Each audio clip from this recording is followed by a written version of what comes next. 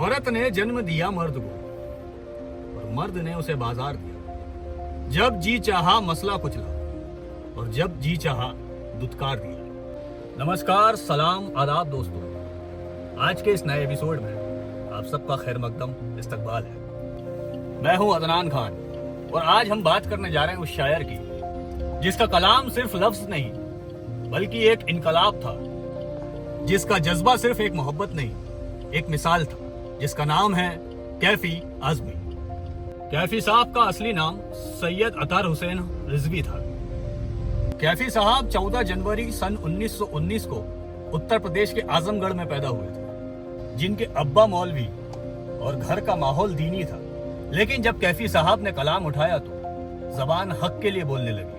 एक हाथ से सब्जील उठाए हुए हूं मैं, एक हाथ से शाहीन उड़ाए हुए हूं मैं।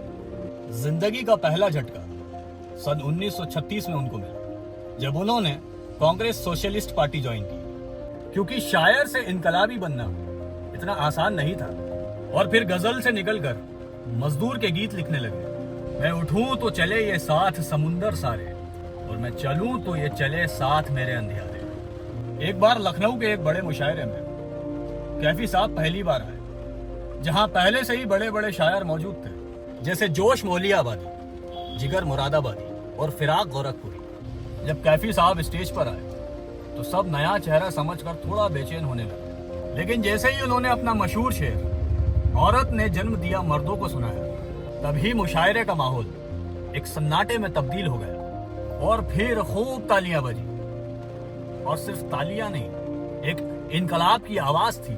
और फिर उसी रात को जोश मोहिलाबादी ने कहा, ये लड़का सिर्फ शायर नहीं, ये जमाने को जगाने आया है। और अब बात करते हैं मुन की, जिसका आप सब लोग इंतजार कर रहे हैं, शौकत अजमी, जिनसे उनकी मुलाकात एक मुशायरे में हुई थी।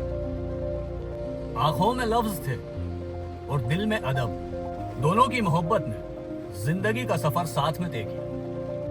और तब कैफी साहब ने क्या खूब कहा कि मोहब्बत अदब से मिलती है और अदब मोहब्बत से। सन 1943 में कैफी साहब बॉम्बे चले आए और फिल्मों में लिरिक्स और डायलॉग्स लिखने लगे। हीर रांझा, गरम हवा, कागज के फूल। लेकिन पैसा कमाना सिर्फ मकसद नहीं बना। हर कहानी में उन्होंने अपने उसूल डाले।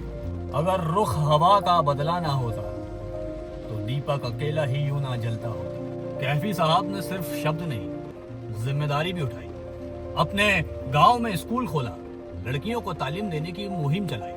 कहते थे कि शायर सिर्फ बोलता नहीं है, सुधार भी करता है। मैं जला हूं जहां रोशनी कम थी, मैं चला हूं जहां रास्ते थम थे। सन 1999 में उन्हें ब्रेन हेमरेज हुआ और उन्होंने बिस्तर पकड़ लिया। लेकिन लफ्जों का साज कभी बंद नहीं हुआ।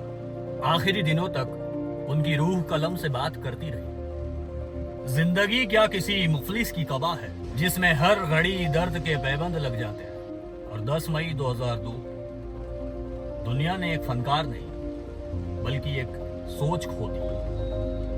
कैफी आजमी सिर्फ एक शायर नहीं थे, एक जज्बा थे, जो हर उस इंसान में जिंदा है जो हक, मोहब्बत और इनकलाब के लिए कलम उठाता है। अगर आज भी उनके शेर से आपका दिल धड़कता है तो समझ लीजिए कैफी साहब अभी जिंदा है। आज के लिए बस इतना ही। कल फिर मिलेंगे किसी नई शायर की जिंदगी से। बहुत शुक्रिया।